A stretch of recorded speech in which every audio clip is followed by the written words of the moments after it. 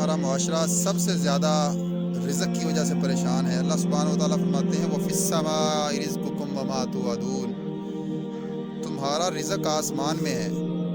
ہم اس رزق کو دکانوں میں تلاش کرتے ہیں، نوکریوں میں تلاش کرتے ہیں، مزدوریوں میں تلاش کرتے ہیں، جد و جہد میں تلاش کرتے ہیں، جبکہ رزق اللہ سبحانہ و تعالیٰ فرماتے ہیں کہ آسمان پر ہے۔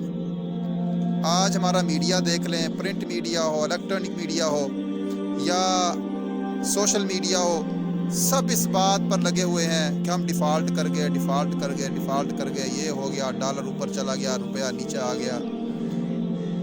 کبھی ہم نے غور کیا ہے جس چیز کی وجہ سے ہم آج پریشان ہیں وہ پرابلم ہے ہی نہیں، کوئی مسئلہ ہے ہی نہیں۔ آج ہم اپنے عملوں کی طرف نہیں دیکھ رہے، بد عملیاں ہمارے معاشرے کے اندر بڑھتی چلی جا رہی ہیں، چاہے وہ رشوت کی صورت میں ہو، چاہے وہ کم تولنے کی صورت میں ہو، چاہے وہ ملاوٹ کی صورت میں ہو، چاہے وہ لین دین کے اندر، ترازو کے اندر اور جناب تولنے کے اندر ہو۔ ہم ان معاملات کی طرف غور نہیں کر رہے جس کی وجہ سے آسمان سے آنے والا رزق تنگ ہو جاتا ہے۔ اللہ فرماتے ہیں کہ یبسط الرزق لمن یشاء ویقدر۔ اے مسلمان، ہمارا یہ عقیدہ ہے، اللہ تعالیٰ فرماتے ہیں میں جس کا چاہتا ہوں رزق تنگ کر دیتا ہوں، جس کا چاہتا ہوں رزق کھول دیتا ہوں۔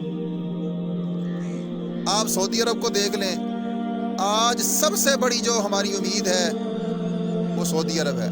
ہمارا جو حکمران ہو، جو ہمارے آرمی چیف ہوں، سب سے پہلے حلف اٹھانے کے بعد ان کی کوشش ہوتی ہے کہ ہم وہاں جائیں۔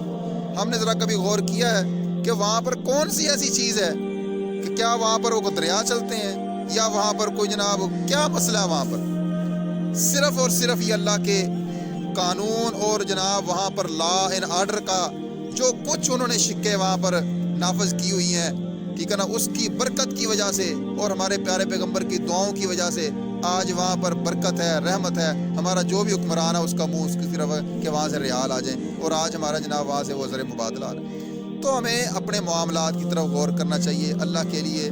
یہ جو پرنٹ میڈیا، الیکٹرانک میڈیا کے مالکان ہیں، ان سے میں گزارش کرتا ہوں کہ آپ تربیت کریں اپنی عوام کی اور اپنی بھی، اور جناب اپنے جو ورکر ہیں ان کی، کہ اللہ کے لیے کچھ ہمارے حالوں کے اوپر رحم کریں۔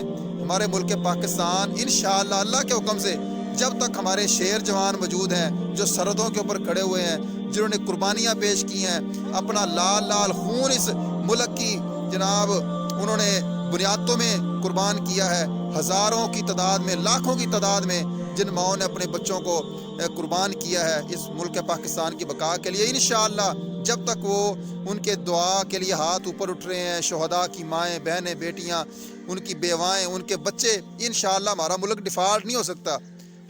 ہمارے اعمال ڈیفالٹ والے ہیں، ہمارا کردار ڈیفالٹ والا ہے۔